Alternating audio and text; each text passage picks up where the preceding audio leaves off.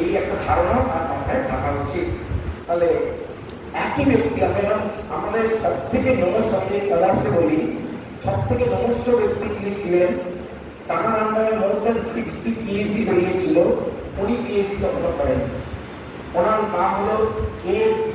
বাসু, এবং উনি আমাদের পড়াতেন ভেরি ফার্স্ট মোমেন্ট, যখন ক্লাসে ঢুকলেন থেকে আর লাস্ট মোমেন্ট ততটাই শর্ট, ততটাই বড় প্রফেসর ছিলেন। কিন্তু উনি গ্রাজুয়েশনের পরে ডিস্টেন্সে ক্যালকাটা ইউনিভার্সিটি একটা ছিল প্রাইভেট মাস্টার ডিগ্রি করা যায়, মানে 1 বছর গ্যাপ দিতে হয়, এটা আমাদের সময় ছিল, তারপরের বছরে তারা কিন্তু ঢুকতে পারে। তা সেই প্রাইভেটে উনি কিন্তু চাকরি করতে করতে, তাদের SBI-তে চাকরি করতে করতে করতে কিন্তু উনি মাস্টার ডিগ্রি কমপ্লিট করেন, করে উনি প্রফেসর হন। তখন নেট সেট ছিলেন না, কিন্তু উনি খুবই সৎ, মহৎ এবং আজ অবশ্য বিরাট মাপের মানুষ। তাহলে কোনো জায়গায় আমাদের কোনো লিমিটেশন, ব্যারিয়ার আমরা ক্রিয়েট করি। প্রথমেই হচ্ছে আমরা ক্রিয়েট করছি আমাদের উপর ব্যারিয়ার, আমি এটা পারবো না, বা কেউ বলে দিল তুই এটা পারবি না, শুনে আমরা কিন্তু সেটার দিকে আর এগোলামই না। একটা ছোট গল্প ছিল যে একটা বাসেতে বা একটা পোল ছিল, হয়তো তেল তেলের চকচকে, তাকে হঠাৎ সব ব্যাঙেরা ঠিক করে যে আমরা সব থেকে উপরে গিয়ে উঠতে পারি দেখি। সবাই যাচ্ছে, একটু উঠছে পিছলে করছে, একটু উঠছে পিছলে করছে, যখন প্রায় সবাই শেষ হয়ে এসছে, সবাই বলছে যাস না, তুইও পারবি না। এমন সময় একটা ব্যাঙ এগোলো, তাকে সবাই চেঁচাচ্ছে ভিতর থেকে, তুই পারবি না, চলে আয়, দরকার নেই, কম্পিটিশনে যাওয়ারই দরকার নেই, কেউ পারেনি, তুইও পারবি না। কিন্তু সে পারলো। কি করে পারলো? দেখা গেল পরে ওই ব্যাংকটা কালা ছিল, মানে তাকে সবাই মিলে পালন করছে। আমাদের সমাজে আমরা কি করি, ও পারেনি, এগুলো আমি সবসময় স্টুডেন্টদের সঙ্গে ইন্টারাক্ট করে দেখেছি। আমি মানে ডিসরিগার্ড করবো না, ধরুন একটা অবাঙালি বা মারওয়ারি আজকের দিনে, সে একসঙ্গে সিএস আইসিডাব্লিউ বিকম ভর্তি হয়ে গেছে। বাঙালিকে বলবেন স্যার এটা কি আমরা ভাত ডাল চাল সব একসঙ্গে মিশিয়ে খাবো নাকি? আর তাকে যখন প্রশ্ন করা তুমি করছো না, না স্যার আমার মাছ তো ব্যাপার না, পারেনি। এবার বলছেন যে মনে হচ্ছে চাকরিটা ছেড়ে দিতে হবে। তিনি তার গুরুকে জিজ্ঞাসা করলেন যে আমার তো ক্লাসের ডিস্টারবেন্স এত বেশি, ডিস্টারবেন্স মানে প্রশ্নের ডিস্টারবেন্স, বিভিন্ন রকম ডিস্টারবেন্স থাকে, পুলিং অফ দ্য টিচার, এটা সেগ্রিগেশনকে ফেস করে। মানে এমিনেন্ট প্রফেসর যার বই হয়তো আপনারা পড়ে অমিতাভ ঘোষ বা সম্পর্ক মুখার্জি, এদের নাম শুনেছেন, ওনারা প্রথমবার পাশে ঢুকেছেন, বললো ছাত্র জিজ্ঞেস করে স্যার আপনি কি পড়াবেন, বলে ইন্ডিয়ান ইকোনমিক্স, বইতে সব আছে, আপনি কি তাহলে পড়াবেন। এই জায়গা থেকে তাদের কেরিয়ার চালু করে, বুঝে গেল? তাহলে প্রথমে তাকে বলবো যে মনে করছি ওরা অনেক কিছু জানে, কেননা সামনে যারা বসে আছে জিজ্ঞেস করলে 100 চারটে সাবজেক্টে পেয়ে আমাদের cut off list 94%, second cut off list 92.5% success. তাহলে সেই লেভেলে উনি অন্যরকম মনে করছিলেন। কিন্তু যতক্ষণ না আপনি মনে করবেন সামনে যারা বসে আছে স্টুডেন্টরা কিচ্ছু জানে না, কেননা বেসিক লেভেল আন্ডারস্ট্যান্ডিং নেই সবার, সেই লেভেল থেকে যদি চালু করা যেতে পারে তাহলে তারা তাহলে বহু টিচার থাকে সহজ জিনিসকে সহজভাবে শেখায়, ভালো টিচার খারাপ টিচার, সহজ জিনিসকে সহজভাবে শেখায়, ভালো না কেন? ভালো। কেউ সহজ জিনিসকে কঠিন করে শেখায়, ভালো না। আর কেউ তাকে কঠিন জিনিসকে কঠিন করে শেখায়, সেটাও ভালো নয়। তাহলে ম্যাট্রিক্সের দ্য ফোর্থ ওয়ানটা কি? কঠিন জিনিসকে যিনি সহজ, এটা কি জিনিস? এডুকেশন কাউন্সিলর, এই কাউন্সিলিং করতে এসছে, সে যদি এডুকেশন ব্যাকগ্রাউন্ড থেকে হয় আর সে যদি এডুকেশন ব্যাকগ্রাউন্ড থেকে না হয়, তখন হবে। তাই তো আমি ম্যাডামকে আসার আগে জিজ্ঞেস করলাম যে এখানে বিএড পড়াতে এমএড লাগে কিনা, আর যারা বিএড করছে এমএড আছে কিনা। কারণ আপনারা যদি এবার বিএড কলেজে পড়াতে যাবেন মনে করেন, তাহলে সেখানে এমএডটা বাধ্যতামূলক। তাহলে ওদিকে একটা মাস্টার ডিগ্রিও করতে হবে, আবার এদিকে কারণ বিএড নিয়ে এমএড করলে শুধুমাত্র যাওয়া যায় না, সাবজেক্ট স্পেসিফিক সাবজেক্টে মাস্টার ডিগ্রি প্লাস তার সঙ্গে আবার এদিক থেকে এমএড থাকলে তবে তারা এন্ট্রিটা পাবে। তাহলে এখানে এডুকেশন কাউন্সিলর হতে গেলেও কিন্তু বিএড তাদের বাধ্যতামূলক, থাকা বাধ্যতামূলক। এগুলো ট্র্যাডিশনাল, এখানে লিখছে এমএড, এরপরে পিএইচডি, মানে যতক্ষণ না যতক্ষণ নিজেকে স্পন্সর করে এগিয়ে নিয়ে যেতে পারবে। মহিলাদের ক্ষেত্রে বিয়ে হওয়ার আগে অবধি, পুরুষদেরও বিয়ে হওয়ার আগে অবধি বা অন্য কোনো বিজনেস চালু করার আগে অবধি যদি করতে চায়, তারা কিন্তু হায়ার এডুকেশন যতটা পারবে এগিয়ে নিয়ে যাওয়া উচিত নিজেদেরকে না থামিয়ে। তাহলে কি এক্সামস আর কি থাকছে আপনারা দেখে নিয়েছেন। ইভেন ইউপিএসসি এক্সামস আপনারা বুঝতে পারছেন। কোন পদ্ধতিটা সবার ভালো লেগে গেল, ওই দেহাতি ভাষায় বলা, ওইভাবে সহজভাবে জিনিসটাকে করা, যে হয়তো কিছু ক্ষেত্রে যিনি বেশি শিক্ষিত তার মনে হতে পারে এটা কোনো প্রপার মেথড নয়, কিন্তু ওইভাবে পড়িয়ে আইএএস কত বার করে দিলেন কেন, সেই একই ব্যাপার ঠাকুর রামকৃষ্ণর লেখাগুলো দেখবেন সেটা দেহাতিদের দুজন সহজ সরল। তাহলে সেখানে তারা ওই পণ্ডিতদের জন্য লিখতে দরকার পড়েনি, বরং পণ্ডিতরা তার কাছে শিষ্য হয়ে পেলেন। ঠিক সেরকম এখানে আমরা খান স্যারকে দেখছি এবং আবার টিচারদেরকে দেখছি। তাহলে এখানে অনলাইন টিচিং আজকের দিনে কিন্তু একটা বিরাট, মানে কি আপনাদের এইগুলো ওই সময় থেকে সবাই কিন্তু চালু করেছিল কোর্সগুলো, যে পিপিটিটা করার সময় কি করে ওটা থেকে ভিডিও বানাতে, মানে আপনি নিজের সামনে বসে পড়াচ্ছেন, কাউকে পড়াচ্ছেন না, পিপিটির সঙ্গে আপনার ছবি আসছে, আপনি বলে যাচ্ছেন এবং প্রত্যেকটা স্লাইডে আপনি ব্যাক করে গিয়ে ভুল বলে ফেলেছিলেন, তোলপাড়ানো এসে গেছিল, কত আটকে ছিলেন, সেটাকে আবার ব্যাক করে শুধু স্লাইডে কি বলেছিলেন সেই টুকুটাকে রিমুভ করা যায়, এডিট করা যায়, নতুন করে রেকর্ড করা যায়। প্রত্যেকটা করতে করতে আমরা একটা ভিডিও রেকর্ড করতে পারি অফ আওয়ার এডুকেশন।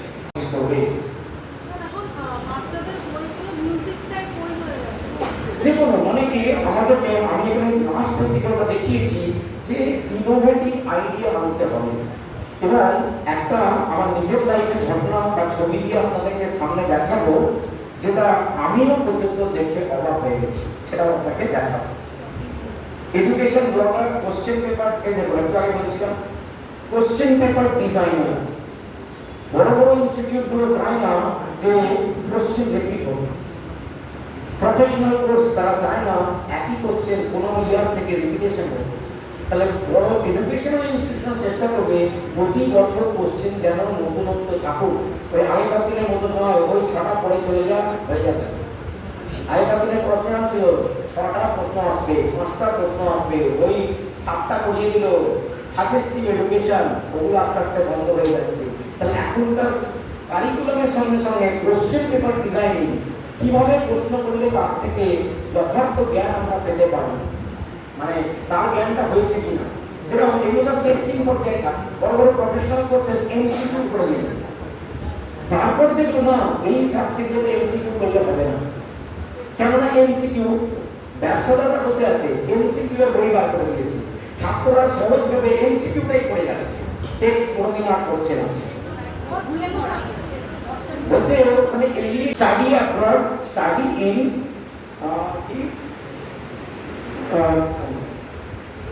এরকম অনেকগুলো দেখবেন সবাই অস্ট্রেলিয়া ইউকে পড়াতে নিয়ে চলে যাচ্ছে, তাই তো গলিতে গলিতে মার্কশিট অঞ্চলে চলে যাবেন, প্রতিনিয়ত প্রতি সপ্তাহে কেউ না কেউ এই ধরনের করছে না, এখান থেকে ইন্ডিয়ান স্টুডেন্টসদেরকে বিদেশে নিয়ে যাচ্ছে।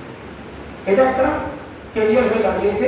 সেখানেও লোককে আসতে হবে থেকে অবশ্যই ব্যবসাদার ব্যবসা করছে সে সব কিছু বোঝে না, তার জন্য তার একটা দরকার, তাকে অফকোর্স যারা এডুকেশনাল ব্যাকগ্রাউন্ড এডুকেশন নিয়ে পড়াশোনাটা করে এসেছে, এবং study abroad adviser, education administration and management, যেরকম এই যে আপনারা করছেন পড়াশোনার সঙ্গে সঙ্গে স্কুলে ঢুকবো মনে করছেন, তার সঙ্গে কিছু post graduate diploma in educational administration and supervision একটা কোর্স আছে। Post graduate diploma in educational administration and supervision, যার পড়া থাকবে সে প্রথম ভাইস প্রিন্সিপাল এবং প্রিন্সিপাল হতে পারে এই কোর্সগুলো করার পরে। কেন? ওই যে বাবার মতো বললাম প্রথম থেকে ইউএসপি, ইউনিকনেস, ইউর সেলিব্রিটি, আমাকে কেন নেবেন, বাকিরা বসে আছে তারা বেকার, স্যার নেবেন না, আমাকে নিন, এই বেনিফিট আপনি পাবেন। আপনার কলেজ এত টাকা ফিস করেছে তো আমি আপনার ফিসটাকে ডবল করে দিতে পারবো, কেন? এর সঙ্গে আমরা এই কোর্স ঢুকিয়ে দিতে পারবো। তাহলে আপনাকে এইসব জানতে পেরে যিনি কলেজটা খুলেছে তিনি আপনাকে আগে নেবেই, বাকি সব হাঁটা একে আগে নেই। তাহলে সবাই চায় প্রফিট, আপনিও চান প্রফিট, কতটা করতে পারেন সেই ধারণাটা, আপনি মাসে কত টাকা ইনকাম করতে পারেন এই ধারণাটা চিন্তা করতে থাকুন, আমাকে বলবেন। Next Slide hustles and passive income, selling teaching resource books, affiliate marketing মানে খান স্যার হয় না, একটা খান স্যারকে একটা জিনিস করানো হলো, কি বলুন তো, কিরম গোটা দেশকে মুরগি বানানো হচ্ছে, একটা প্রোডাক্ট লাগিয়ে দেওয়ার পরে বিলটা নাকি 1/3 হয়ে যায়, দেখেছেন তো নিশ্চয়ই সবাই, লাল রঙের একটা জিনিস। কিরম ভাবে করছে না, আমরা কেউ বিল সম্বন্ধে সংক্রান্ত মনে রাখতে পারি না। 3টে বিল জোগাড় করে 3টে মাসের কতটা কমলো, আগের বছর ওই সময় কত ছিল, এত ক্যালকুলেট করা বছর আমাদের টাইম নেই। আর একটা শিক্ষিত সায়েন্স পড়াচ্ছে সেরকম ব্যক্তি খান স্যারকে কি বলিয়ে দেওয়া যায়, উনিশ তো মিথ্যে কথা বলবেন না। আপনি বলছেন বিএড পাস করে এই বইটা ভালো, এই বইটা থেকে বাচ্চারা সব শিখে যেতে পারে, তাহলে এটা কি বলা হচ্ছে, আপনি যখন বলছেন এটাকে বলা অ্যাফিলিয়েট মার্কেটিং। আপনি কিছুর সঙ্গে অ্যাফিলিয়েশন করলেন অথবা ইনফ্লুয়েন্সার মার্কেটিং, এগুলোর মধ্যেও আপনারা ঢুকতে পারবেন। You can be good influencer. Then আবার সবসময় কম্পেয়ার করবেন, তাই বিএড করেছি আমি করেছি, আমি যেটা বলবো এডুকেশনে সেটা আগে, যেটা করছেন সেটাকে আগে সম্মান দিতে শিখুন, সেখান থেকেই সব কিছু পেতে পারে। নেক্সট, এডুকেশনাল পডকাস্টিং মানে কি, অবশ্যই আগেকার দিনে আমরা দেখতাম টিভিতে যারা বসতেন তারা কত কিছু সম্বন্ধে জানে। আমি যদি একজন শিক্ষককে প্রশ্ন করতে যাই, আমি যদি নাসার কোনো সায়েন্টিস্টকে প্রশ্ন করতে যাই, তাহলে আমার ব্যক্তি যদি সব করতে পারে তাকে আমি কাজে লাগাবো। তার জায়গায় আমি 6,000-এর জায়গায় 10,000 করবো, কিন্তু একটা ব্যক্তিকে দিয়ে সব করিয়ে দেবে।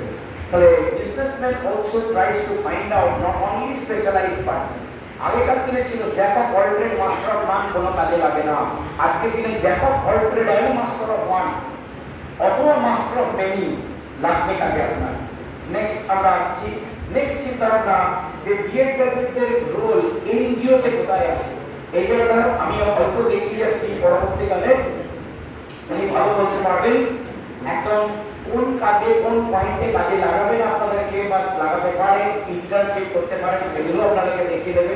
আমি অল্প বলে দিয়ে যাচ্ছি, এডুকেশনাল কোনো যদি প্রোগ্রাম হয় তার কোঅর্ডিনেটর নেওয়ার জন্য, curriculum developer, teacher trainer to conduct workshops, আপনাদের বডি ওয়ার্কারদেরকে আবার শেখানো। এনজিওরা কি করে, আমি বহু বছর থেকে বহু এনজিওর সাথে আমি যুক্ত, হঠাৎ একজনরা চিন্তা ভাবনা করলো, আজকে সেটা এডুকেশনে এসে গেছে, টু ট্রেন দ্য ট্রেনার্স। হ্যাঁ কি না, আমাদের যারা প্রফেসরি করছি তাদেরকেও আমাদের ওরিয়েন্টেশন কোর্স করতে হয়, রিফ্রেশার কোর্স করতে হয়, টিচারদের এই জিনিসগুলোকে করতে হয়, তাহলে ট্রেনারদেরকেও আমরা ট্রেন করার লোক দরকার, তাদেরকেও নতুন জিনিস কি এসছে মার্কেটে শেখানোর লোক দরকার। তাই টু ট্রেন দ্য ট্রেনার্স আমাদের লোক দরকার। Guide volunteers, special educator, inclusive education expert, ওর জন্য কোনো কোর্স থাকলে সেটাও আপনারা করে দিবেন। Next, community mobiliser, awareness campaigner, যার মধ্যে বহু ক্যাম্পেইন স্কিমস, গভর্নমেন্ট স্কিমস রয়েছে, সেগুলোকে কে নিয়ে কাজে লাগাবে, এগোবে কমিউনিটি ওয়াইজ, সেখানেও আপনাদেরকে কাজে লাগতে পারে। মনিটরিং অ্যান্ড ইভালুয়েশন অফিসার, তার মধ্যে হচ্ছে assess learning outcomes, NGO run school, তাদের কাছ থেকে শিক্ষা কতটা নিয়ে কতটা শিক্ষা পেল সেটাকে অ্যাসেসমেন্ট করুন।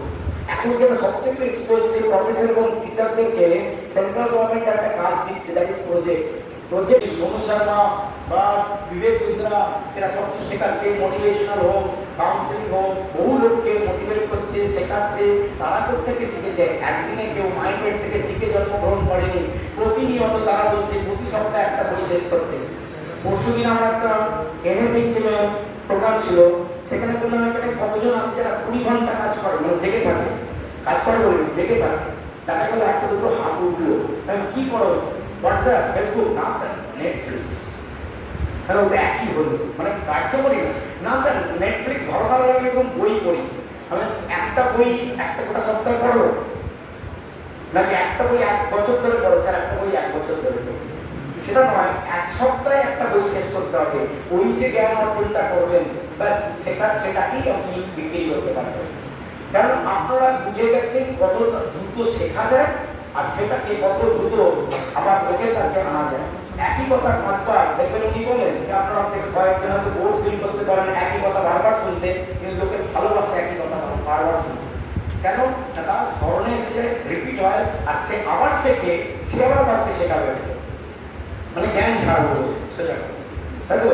এইটা প্র্যাকটিস করুন, যা শুনবেন যতটুকু শিখবেন তার থেকে বেশি লোককে জ্ঞান দেবে, মানে রিপিটেশন হবে। দেখবেন একটা সিনেমা দেখে এসছে, দেখে এসে ওটা সিনেমাটা কি আমাদের মাথায় থাকে? আপনারা বলুন, মাথায় অনেক উঁচু থেকে ফেলবেন, তেমন আনবেন না, উঁচুতে ফেলে দেখুন কে কাস্টমার আছে, সেটা যে কোনো কাজের হতে পারে। তাহলে পলিসি অ্যাডভোকেট এটাও চলে গেল। এবার আসছি আমরা টপ এনজিও যারা সাধারণত হায়ার করে থাকে, এরা অল ইন্ডিয়া লেভেলে শুনছেন, এরকম আপনাদের চারপাশে অনেক এনজিও আছে যারা সেই লেভেল থেকে আপনারা ট্রাই করুন।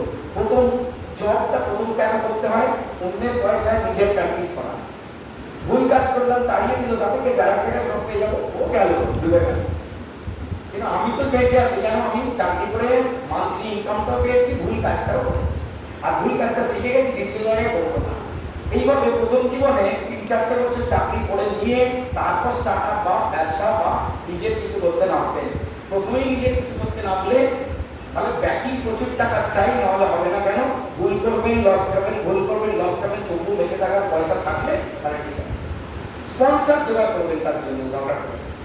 Still needs for NGOs good communication, empathy, কারণ তাদের অনুসারে তাদেরকে যাদেরকে তারা সার্ভ করে সেই অনুসারে আপনাকে তাদের জায়গায় ফেলে চিন্তা করতে হবে।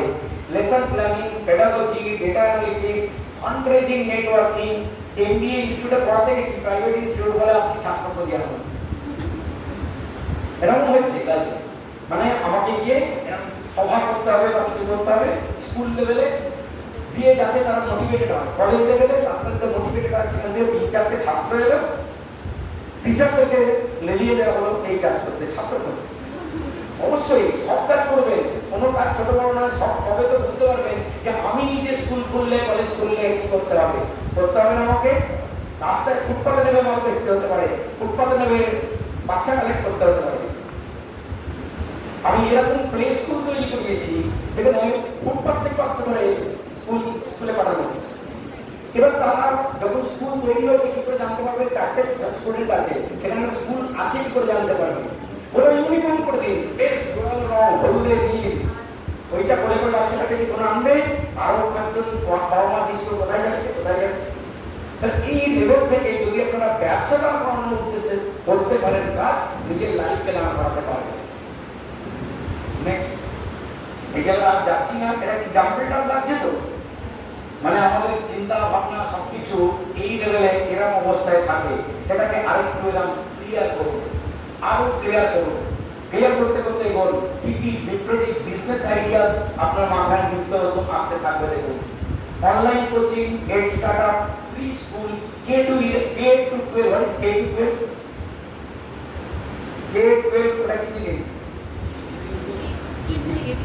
না আপনারা ছাত্র বলুন, কিডজি। K-12টা কি জিনিস? একটা অ্যাডভার্টাইজমেন্ট দেখেছিলেন কোন না কোন ইনস্টিটিউট, নাম মনে পড়ছে না, কেজি টু পিজি,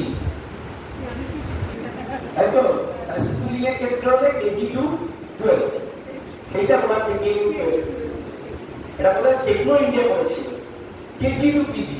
প্রথমেই বলে দেবো না, ছাত্রকে জন্মানোর আগে থাকতে নাম লিখে দিন, জন্মালে বলে দিয়ে যাবেন, সিট বুক করবো, কেজিতে ঢুকিয়ে দেবেন।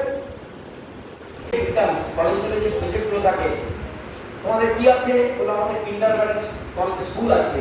আমি বলে প্রজেক্ট করে এর উপরে যে কিডসি, অমুক ট্রি হাউস, এই যে ফ্র্যাঞ্চাইজি যেগুলো রয়েছে তার সঙ্গে স্ট্যান্ড অ্যালোন যে স্কুল এবং গার্জেন্স পার্সপেক্টিভ, কোথায় তার বাচ্চাকে দেবে, কিডসিতে দেবো নাকি এখানে একটা স্কুল আছে তার কাছে দেবো, কেন কি তফাৎ হচ্ছে সেটার উপর প্রজেক্ট করো, তাহলেই শিখে যাবে নিজের ব্যবসাটাকে কোথায় নিয়ে যেতে হবে। Shall I attach with a franchisee or maintain my own or create my own franchises? আমি আমার লেভেলে যাবো যে তার ফ্র্যাঞ্চাইজি দেওয়া বললাম, আমি মহিলা বৃক্ষ হয়নি, আমি ঘাস কিন্তু দেখবেন ওইভাবেই ছড়াবো, বড় বৃক্ষ হতে হবে না, ছড়িয়ে ছড়িয়ে অনেক দূর চলে যাবে, সেটাও হতে পারে। Now let us come to our life থেকে যেগুলো তাহলে EdTech startups, যে স্টার্টআপস করতে পারেন এডুকেশনাল থেকে EdTech স্টার্টআপস বলা হচ্ছে টেকনোলজি ব্যবহার করে টেকনোলজি ব্যবহার করে এডুকেশনাল মানে ভবিষ্যতে আর স্কুল কলেজেস দেখা গেল থাকবে না। আজ থেকে 15 বছর আগে আমরা আইআইটি প্রফেসরদের মুখে শুনেছি ইউনিভার্সিটি হবে 10/10 ঘর। কেন? আজকে আপনারা বলছেন যে এটা আমরা আসার আগে আপনাদের কলেজে পৌঁছে গেল, আপনারা এখানে লোড করে দিলেন, চালিয়ে দিলেন, ঠিক সেরকম স্টার্টিং থেকে শুরু করে। আর আজকের দিনে শহর অঞ্চলে চলে যান, দেখবেন আর প্রাইভেট টিউটরিংও নেই। স্টুডেন্টরা যাচ্ছে 40,000 টাকা দিয়ে কিনছে একটা পেন ড্রাইভ কিনে আনছে। মানে কেন? স্যার ভিডিও ক্লাসেস, ওই ভিডিও ক্লাসেস 3 বার দেখতে হলো, হ্যাঁ তার জন্য 40,000 টাকা দিয়ে কিনে নিয়েছে। ওই ভিডিও ক্লাস থেকে ও শিখে নেবে। বহু স্টুডেন্টদেরকে আজ থেকে 10 বছর আগে যখন দেখছি আমরা, এলো মানে লাগালো, বসে পড়লো, ওভার ডেকেছে, উইকনেসে ছিল বলে আমি যেতে পারিনি। গত বছর আমি এখানে যেতে পেরেছিলাম, যে রবিবার পড়েছিল, এবং আমাকে ডাকা হলো কিসের জন্য? স্যার একবার আসবেন, আগের বছরও আসতে পারেননি, আপনাকে কিচ্ছু করতে হবে না, শুধু মেডেল পড়াবেন। কি পড়াবেন? মেডেল পড়াবেন। এরকম আমি মেডেল পড়াচ্ছি বাচ্চাদেরকে। ওইখানে দেখুন একটা মেডেল পড়াচ্ছি, এখানে দেখুন কতগুলো মেডেল টেবিলের উপর রাখা আছে। নিয়ে রাখবো 100 জনের ওপর বাচ্চাদেরকে আমাকে মেডেল পড়াতে হবে ঝুঁকে ঝুঁকে। এটা তিনি করেনটা কি? এই যে ভদ্রমহিলাকে দেখতে পাচ্ছেন এই পাশে, ওনার মেয়ে বড় হয়ে গেছে, ওনার মেয়ে এগিয়ে দিচ্ছে। তাহলে উনি করেন কি? এই আপনাদের মতন তিনি হয়তো বিএড করেছিলেন, তিনি লামাটিনা বা এইসব জায়গাতে একটু কাউন্সেলিং করাতেন বাচ্চাদেরকে, তাদের কাউন্সিলর হিসেবে হয়তো 1-2 বছর চাকরি করেছিলেন, ছেড়ে দিয়েছেন। পরবর্তীকালে প্রাইভেট টিউশন চালু করেছেন। প্রাইভেট টিউশনের ক্ষেত্রে সবসময় এগিয়ে যেতে হবে, বাড়তি কিছু দিতে হবে। গার্জেনদের যখন বাচ্চাদের গার্জেন কল হয়, উনি চলে যেতে হয়। এইরকম পরিষেবা দিচ্ছেন। দিতে দিতে দিতে গত 10 বছরে উনি এই জায়গাটা পেয়েছেন। তাই গত 10 বছরে কি করেছে? ওখানে আমি যখন প্রাইজ দিচ্ছি, দেওয়া হয়ে যাওয়ার পর একজন স্টুডেন্ট, একজন গার্জেন উঠে এলো, স্যার আমাকে চিনবেন না, আমি আপনার সেন্ট জেভিয়ার্সের 2009-এর ছাত্রী ছিলাম, আমার ছেলে এখানে পড়ে, কি আমার মেয়ে এখানে পড়ে। এরকম বহু গার্জেনরা সেখানে রয়েছে। একজন খুব ক্লোজ গার্জেনের সঙ্গে আমার কথা হচ্ছিল, যে উনি কি করেন, একটু আগে আমরা বলছিলাম স্পেশাল চাইল্ড, উনি চান সবকিছু ওর মধ্যে, এবং বাচ্চারা 3 ঘন্টা, কেউ 3.5 ঘন্টা, কেউ 4 ঘন্টা আমার সময় কাটায়। এইরকম বাচ্চাদেরকে কারো সপ্তাহে 2 দিন, কারো সপ্তাহে 3 দিন, কারো সপ্তাহে 4 দিন, যার যেরকম ওনার কাছে নিয়ে যান। এদের মায়ের ওই বললাম প্রাইস কেন বললাম, কাদেরকে উনি ক্যাটার করছেন। ওনার এই বাচ্চাগুলো মা হয় তারা চার্টার্ড অ্যাকাউন্টেন্ট, প্রাইস অর্ডার হাউসে চাকরি করেন, 2 লাখ টাকা মাস মাইনে পায়। তার কি বাচ্চা টাকার টাইম আছে? বাচ্চাটাকে দিয়ে চলে যায়। বাবা তিনি 4 কোটি টাকা ইনকাম করেন মাসে, হয় কি 4 লাখ টাকা ইনকাম করেন মাসে, হয়। তাদের নিশ্চয়ই তাদের টাইম ওয়েস্ট করে বাচ্চাকে দেওয়ার টাইম নেই, কিন্তু বাচ্চাকে ভালো জিনিস শেখাতে হবে। ভালো ওই আয়ার কাছে দিয়ে রাখতে হবে না, ভালো টিউটার দিতে হবে। বাড়িতে এলে টিউটার বড় লোকের ছেলে মানবে না, টিচারকেই মানবে না, তাহলে তার কাছে ছেড়ে দিয়ে গেলাম, ব্যাস কেরিয়ার সেটেল। কেন না, উনি ওই ক্লাস 5 অবধি অল সাবজেক্টস বুঝিয়ে দেন। এরপরে ওই ছাত্ররা ছেড়ে যেতে পারে না। বড় ছাত্র আমাকে বললেন, দেখুন এইগুলো আমার বড় ছাত্র, সামনের বছর আপনাদের কলেজে ভর্তি হবে। তাহলে তারা ওই যে একটা অ্যাটাচমেন্ট টুয়ার্ডস দ্য টিচার ছাড়তে পারে না। আমরা মধ্যবিত্ত ঘর বা গরিবকে ছেড়ে দিই, কেন? পয়সা দিতে হবে। বড় লোকের পয়সাটা কি যাবো, বাবা দিয়ে যায়, তো জানার দরকার নেই। আর বাবারা না, এই টিচার বলে কথা বিরাট সম্মান বড় লোকেরা টিচারদের করে, এবং তারা দিয়েই যায় কন্টিনিউয়াস। সে ছাত্র যা না যা পড়ুক না পড়ুক, আর একটা শ্রেণী আছে কদিন পড়েছে। বা প্রাইভেট টিউটার এরকম শুনেছি একটা টাইম, যখন আমি হয়তো আমার স্কুল কলেজ